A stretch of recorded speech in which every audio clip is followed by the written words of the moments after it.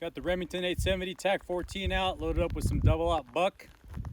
Well, we hear a lot of people recommend a shotgun for home defense.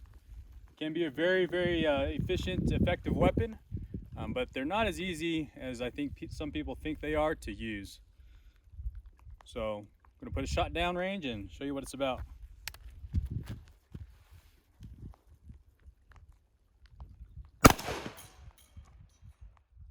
And I shot the clip.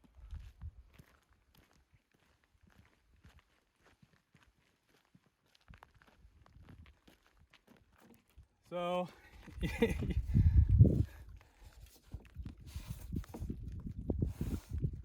I winged him. Rain's coming down, but let's see if we can't put one in his vitals and get this guy down.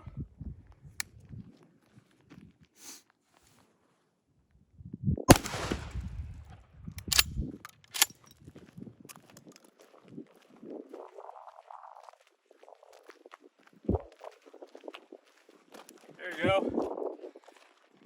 A-zone.